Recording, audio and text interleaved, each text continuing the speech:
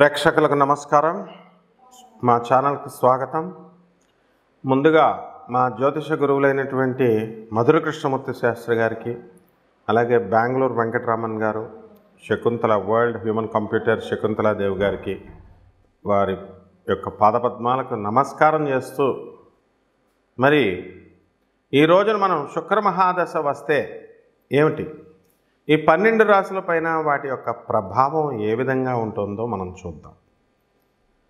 ముందుగా ప్రతి ఒక్కళ్ళకి కూడా శుక్రమహాదశ అండి అంటారు.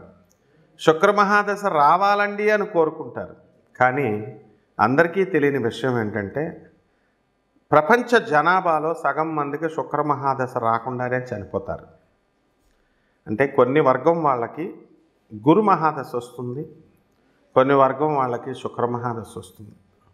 శుక్రమహాదశ వచ్చేటటువంటి బ్యాచ్కి గురుమహాదశ రాదు, గురుమహాదశ వచ్చేటటువంటి బ్యాచ్కి శుక్రమహాదశ రాదు. ఎక్కడో అరుదుగా ఈ గురుమహాదశ తర్వాత మనకి 16 సంవత్సరాలు, ఆ తర్వాత శని మహాదశ ఒక 20 సంవత్సరాలు, 36 అయిందా, 36 తర్వాత మనకి ఈ యొక్క గురుమహాదశ 16 ప్లస్ శని 19 అంటే 35 అయింది. ఇక్కడికి గురుమహాదశ వచ్చే బ్యాచ్కి 16, శని మహాదశ 19, 35, 35 ప్లస్ బుధ మహాదశ 17, 35 17 52. తర్వాత వచ్చేటటువంటిది మనకి కేతు మహాదశ 7, 57, 7, 64. ఈ విధంగా మనం వెళితే కేతు మహాదశ తర్వాత ఎప్పుడో మళ్ళీ శుక్ర మహాదశ రావాలా. ఆ తర్వాత అందువలన అంటే 65 సంవత్సరాలు దగ్గరగా ఒక చక్రం తిరిగినప్పుడు గురుమహాదశ వాళ్ళు ఎక్కడో టచ్ అవుతారు. శుక్రమహాదశ ముసలోళ్ళు అయిపోయిన తర్వాత శుక్రమహాదశ అనేటటువంటిది వ్యర్థం అన్నమాట. గురుదేవులైనటువంటి దత్తాత్రేయ స్వాముల వారు మరి గాణగాపురంలో ఒకసారి ఒక చాకలి వ్యక్తి కోరుకుంటాడు వరం, గురుదేవా మరి నేను రోజు మీ బట్టలు ఉతుకుతున్నాను, అందరి బట్టలు భక్తులే ఉతుకుతున్నాను. ఈ రోజున భీమా అమరజా నది సంగమానికి మరి ఒక రాజుగారు తన చెలికెత్తలతో రాణులతో పరివారంతో రాజా టీవీ అనుభవిస్తున్నాడు. మరి అదంతా కూడా చూసిన తర్వాత నా మనసు చెదిరింది, నాకు కూడా ఈ జీవితం ఎందుకు రాజాలాగా బతకాలా అని అనిపిస్తోంది. అంటే అలాగే నిన్ను రాజుని చేస్తాను అంటాడు. రాజుని చేస్తానంటే శుక్రమహాదశ. అప్పుడు ఆయన ఏమంటాడు, అయ్యా నేను ముసలాడిని అయిపోయాను ఇప్పుడు గురుదేవా, అందువలన వచ్చే జన్మలో చేయండి అంటే గుల్బర్గా మహారాజుగా చేస్తాడు ఆయన్ని. అతనే రవిదాస్. మరి ఈ విధంగా మనకి శుక్రమహాదశ అనేటటువంటిది వయసులో ఉండగా వస్తే అది ప్రయోజనం తప్ప మనకి ఈ యొక్క దశ వార్ధక్యం వచ్చిన తర్వాత వచ్చిన ఉపయోగం ఉండదన్నమాట. శుక్రమహాదశల్లో కేవలం మళ్ళీ రకాలు ఉంటాయి. మనకి స్వయంగా శుక్రమహాదశ వచ్చినప్పుడు మనం ఎదుగుదల, అలాగే మన యొక్క పిల్లలకి, మన ఇంట్లో ఉన్నటువంటి వాళ్ళకి ఎవరికి వచ్చినా సరే శుక్రమహాదశ వచ్చినప్పుడు వాళ్ళ జాతక ప్రభావం వలన మనం కూడా ఎదిగిపోతాం అన్నమాట. అంటే వాళ్ళు పాపం వాళ్ళ యొక్క 20 సంవత్సరాల కాలం మన దగ్గర ఉంటారు కాబట్టి వాళ్ళకి రావలసినటువంటి రాజమర్యాదలు కానీ, గౌరవం కానీ, లేకపోతే ధనం కానీ, మరి ఈ వైభోగం అంతా కూడా మనకి ఇక్కడే ఖర్చు అయిపోతుంది. తల్లిదండ్రులకు ఇచ్చేస్తాడు వాడు పిల్లడు. అందువల్లనే పిల్లల వల్ల తల్లిదండ్రులు డెవలప్ అవుతారు అంటాం. కాబట్టి ఈ శుక్రమహాదశలో అసలు ఏం జరుగుద్దండి అంటే అద్భుతాలు జరుగుతాయి. శుక్రుడు అంటే ఈ ప్రాపంచికమైనటువంటి సుఖాలు ఇచ్చేటటువంటి వాడు. మీకు 1కి 2-3 కొత్త కార్లు కొంటారు. ఒక్కొక్కరికి కార్లు అమ్మేసేటటువంటి లక్షణాలు ఉంటాయి. వెంటనే కొంటారు, 6 నెలలు ఎంజాయ్ చేస్తారు, తర్వాత మళ్ళీ కారు మార్చేస్తారు. ఇల్లులు, విల్లాలు, బంగళాలు, ఆ తర్వాత ఈ యొక్క స్త్రీలు, మందు, తర్వాత ఈ యొక్క మృష్టాన్న భోజనాలు, ఎవరికి ఇష్టమైనటువంటి నాన్ వెజిటేరియన్ ఫుడ్డులు, ఇలా బ్రాహ్మణులు అయితే నాన్ వెజిటేరియన్ కాకుండా మృష్టాన్న భోజనాలు. ఈ విధంగా శుక్రుడు ఏం చేస్తాడంటే పిల్ల పాపలతో, భార్యలతో, రాణులతో రాజవైభోగాలు ఇస్తాడు. అటువంటి శుక్రమహాదశ మీకు కావాలా వద్దా? కావాలి అనుకుంటే కొన్ని చిట్కాలు ఉంటాయి. అసలు మన వ్యక్తిగత జాతక చక్రంలో అసలు ఆ శుక్రమహాదశ మనకు తగులుతుందా? ఆ శుక్రుడు మనకు ఎంత బలంగా ఉన్నాడు? ఆ శుక్రుడు ఒకవేళ బలంగా ఉన్నా సరే అది ఎప్పుడు మనకి వికసిస్తుంది ఆ జాతకంలో, ఎప్పుడు మనం ఆ యోగాలను మనం అనుభవించగలుగుతామో, ఇలాంటి విషయాలన్నిటికీ కూడా మనం జ్యోతిష్కుల యొక్క అవసరం ఖచ్చితంగా ఉందన్నమాట.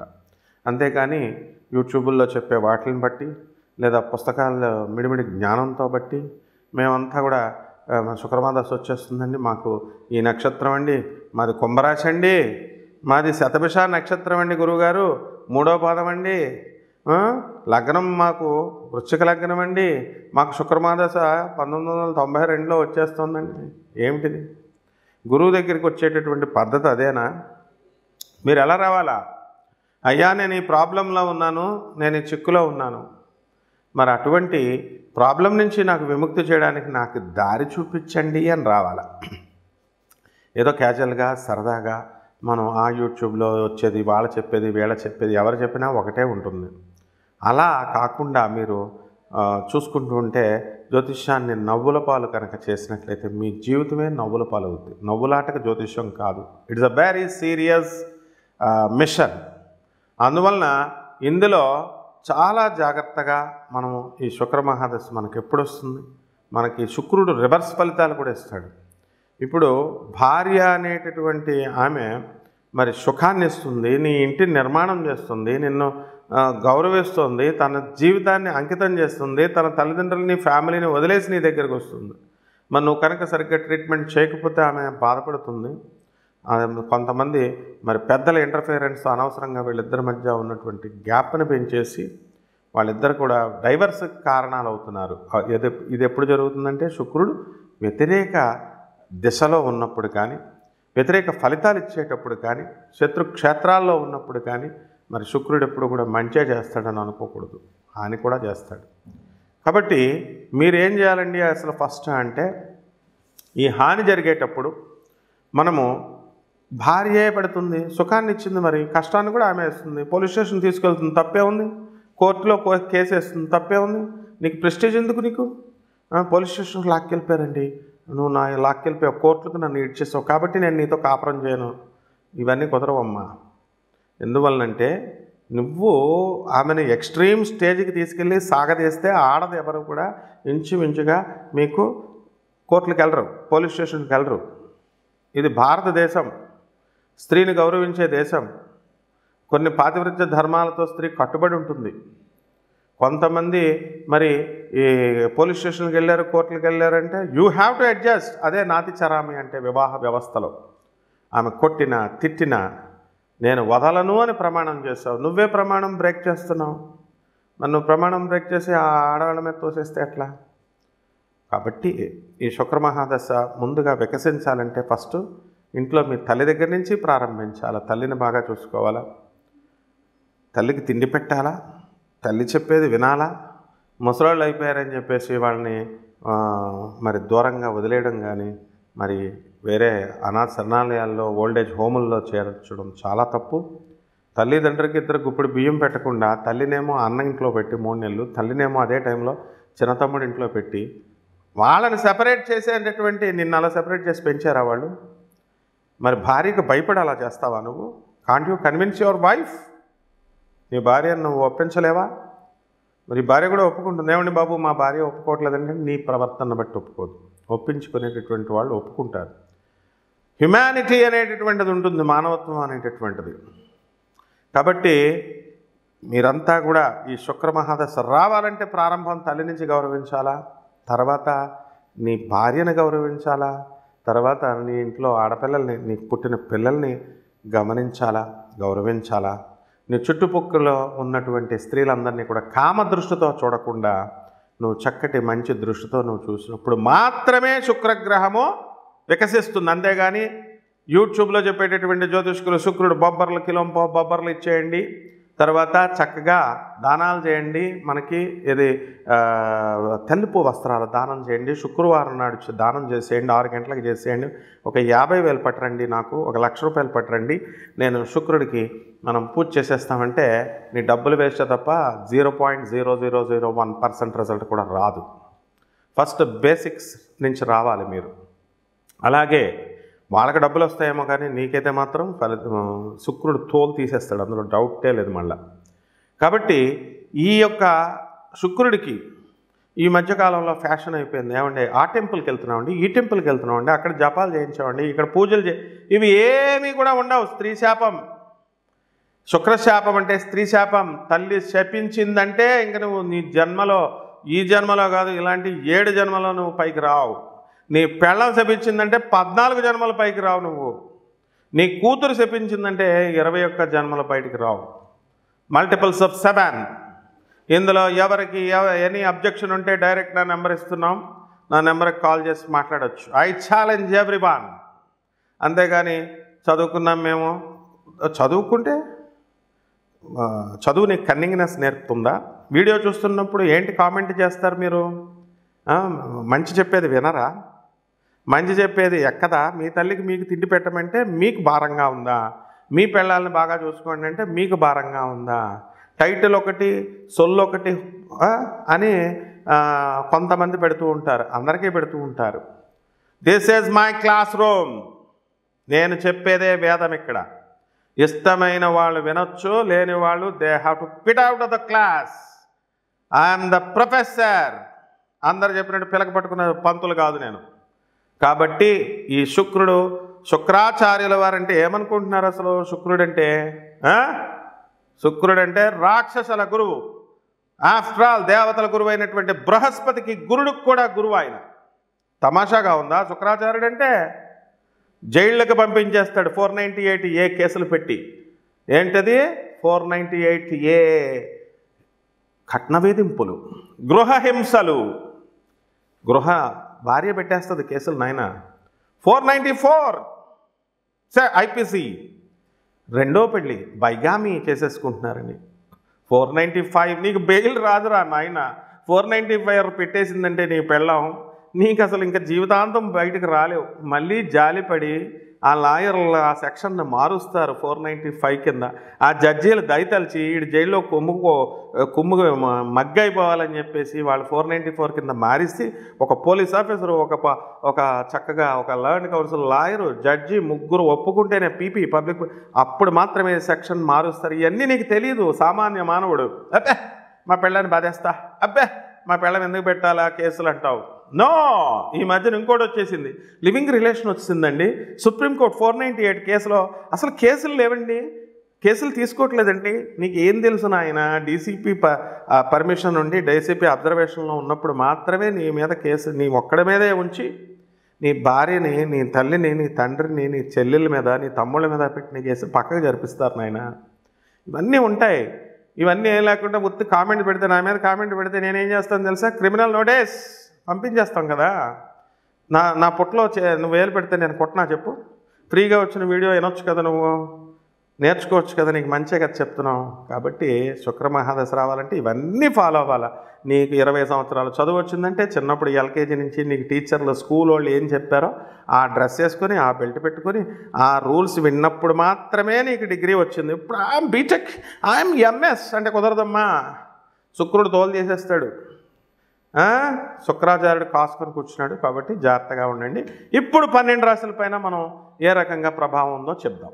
మీనరాశి వారు, ఈ శుక్రమహాదశ వల్ల ఈ మీనరాశి వారికి ఈ డిసెంబర్ నెల 2024 సంవత్సరంలో ఎలా ఉంటుంది మొత్తం అంటే, ఈ మీనరాశి వాళ్ళు రోజు బిర్యానీలు వండుకోవడమే, రోజు మందు పార్టీలే, అంత బాగుంటుంది అనమాట. ఎందుకంటే శుక్రుడు మీనరాశిలో ఉచ్చ. కాబట్టి ఉచ్చస్థితిలో ఉన్నటువంటి శుక్రుడు మిమ్మల్ని టాప్ లెవెల్కి తీసుకెళ్ళిపోతాడు. స్థలాలు లేనటువంటి వాళ్ళు స్థలాలు కొంటారు, ఇళ్ళు లేనటువంటి వాళ్ళు ఇళ్ళు కొంటారు. మరి పెళ్ళిళ్ళు కానీ బాధపడుతున్నటువంటి పెళ్లి కాని ప్రసాదాలందరికీ పెళ్ళిళ్ళు అయిపోతాయి. ఒక పెళ్ళి అయ్యే వాళ్ళకి వేరే గర్ల్ ఫ్రెండ్ని తగిలించడానికి కూడా గ్రహం చూస్తుంది. మీరు తగిలించుకోకండి, పోతారు మళ్ళీ తర్వాత విద్యార్థులు బ్రహ్మాండంగా చదువుతారు, కానీ చదువు ఎక్కదు, ఫెయిల్ అయిపోతారు. జాగ్రత్తగా చదువుకోండి. అలాగే మీ పాత ప్రేయసులు మీ దగ్గరికి వస్తారు, అది మాత్రం చాలా ప్రమాదం, వాళ్ళ దగ్గరికి రానివ్వకండి. అలాగే ఈ యొక్క మీనరాశి వారు రాజకీయ నాయకులకి పదవులు వస్తాయి. ఈ యొక్క రైతులు రైతులు వ్యవసాయం బ్రహ్మాండంగా చేస్తారు, అద్భుతమైనటువంటి ఫలితం వస్తుంది. రకరకాల కమర్షియల్ క్రాప్స్ పెంచుతారు, కూరగాయలు పెంచుతారు, ఎక్స్పోర్ట్స్ ఇంపోర్ట్స్ బిజినెస్లో ఉన్న వాళ్ళంతా కూడా బ్రహ్మాండంగా ఉంటారు. మార్కెటింగ్లో ఫార్మస్యూటికల్ మందులు, ఇవన్నీ కూడా డ్రగ్స్, ఇవన్నీ చైనాకి ఎక్స్పోర్ట్ చేసేటటువంటి వాళ్ళందరికీ కూడా లాభాలు బాగా వస్తాయి. ఫారెన్ రిలేషన్స్ అనేటటువంటి బ్రహ్మాండంగా చేస్తారు. ఫారెన్ విశ్వవిద్యాలయాల్లో మీ పిల్లలకి సీట్లు రావడం జరుగుతాయి. Software engineers who want to travel all over the globe or to settle in some country, వాళ్ళకి అవకాశం అనేటటువంటిది వస్తుంది. విదేశాల్లో సెటిల్ అవ్వాలి అనుకునేటటువంటి వాళ్ళు ఆ తర్వాత అక్కడికి వెళ్ళిన తర్వాత బాధలు తెలుస్తాయి. పిసినారు వాళ్ళు అయిపోతారు, ప్లస్ అన్నమే తినరు వాళ్ళు. అండ్ ఈ యొక్క ఫారిన్ కంట్రీస్లో ఏంటంటే అండి స్కేర్సిటీ అనేటటువంటి నుంచి వచ్చింది. అమెరికా, రష్యా ఇవన్నీ. భారతదేశం ఎప్పుడు కూడా మనకి అబెండెన్స్, యాపిల్స్ బోల్డ్ అని ఉన్నాయి, తినండి అంటాం. అమెరికా స్ట్రాటజీ ఏంటి తెలుసా? ఒకే యాపిల్ ఉంది, దీన్ని పోటీ పడండి అంటారు. స్కేర్సిటీలో తక్కువ ఉన్నాయి మనకు వనరులని. ఆ దిక్కుమాలిన దేశం వెళ్ళి మన వాళ్ళంతా కూడా బిల్డప్లు ఇస్తూ ఉంటారనమాట. కాబట్టి అందరికీ వస్తాయి అవకాశాలు, వెళ్ళండి. విశ్వవిద్యాలయాల సీట్లు ఇవన్నీ కూడా రావడం జరుగుతాయి. తర్వాత విడాకులు తీసుకునేటటువంటి భార్యాభర్తలు కలిసిపోతారు, రీయూనియన్ అగైన్, విడాకుల కోసం వెళ్ళేటటువంటి వాళ్ళు. సో ఈ విధంగా ఈ యొక్క మీనరాశి వారు కొత్త కొత్త సంబంధాలు ఏర్పాటు చేసుకోవడానికి అవకాశాలు ఉంటాయి. ఇక పరిహారాల దగ్గరికి వచ్చేసరికి మీనరాశి వారికి రాహుజపం చేసుకోండి, రాహు స్తోత్రాలు చదవండి, రాహు కిలోంపావు మినుముల్ని ఈ యొక్క ఆవుపేట రంగు ఉన్నటువంటి వస్తువునిచ్చి పేద బ్రాహ్మణులకి మరి శనివారం నాడు చక్కగా దానం చేయండి. అద్భుతంగా ఉంటుంది. మీకు కోటాను కోట్ల మందికి కామన్ ప్లాట్ఫారం మీద చెప్పబడేటటువంటి రాశి ఫలాలు కొంతమందికి వర్తిస్తాయి, మిగతా వాళ్ళకు వర్తించవు. కాబట్టి మనము ఇది మీ వ్యక్తిగత దోషాల వల్ల, పూర్వజన్మ దోషాల వల్ల మీకు ఏర్పడ్డాయి. కాబట్టి ఇవన్నీ కూడా మీకు ఈ ఫలితాలు ఖచ్చితంగా మీ వ్యక్తిగత జాతకాలు తెలుసుకోవడం కోసం మాకు కాల్ చేయండి. అప్పుడు ఎగ్జాక్ట్గా మీ ప్రాబ్లం ఏంటో డయాగ్నోస్ చేస్తాం, ఐడెంటిఫై చేస్తాం. ఆ తర్వాత మీ జాతకం దాన్ని రెక్టిఫై చేసుకోవడం ద్వారా మీరు ముందుకు వెళ్తారు. అంతేగాని కామన్ ప్లాట్ఫామ్ మీద చెప్పిన దాన్ని పట్టుకొని మాకు జరగలేదండి అని బాధపడాల్సినటువంటి అవసరం లేదు. ఏలినట్స్ అని ఉంది, మీరు ఏలినట్స్ అని కబ్జాలో ఉన్నారు. ఎప్పుడైనా సరే గురువులను కానీ, మీ ఇంట్లో మీ తల్లిదండ్రులను కానీ, పెద్దవాళ్ళని కానీ ఏదైనా అంటే కనుక శనీశ్వరుడు ఇంకా గట్టిగా బిగిచ్చేస్తాడు మిమ్మల్ని. అందువల్ల జాగ్రత్తగా ఏలినట్స్ అని దోషంలో ఉన్నటువంటి మీరు దైవ సాధన వైపు, ధర్మ మార్గం వైపు వెళ్ళండి. అప్పుడు మాత్రమే మిమ్మల్ని శనీశ్వరుడు ఆశీర్వదిస్తాడు. బాగుంటుంది. మీకు ఏం కంగారు పడకండి. శుభమస్తు.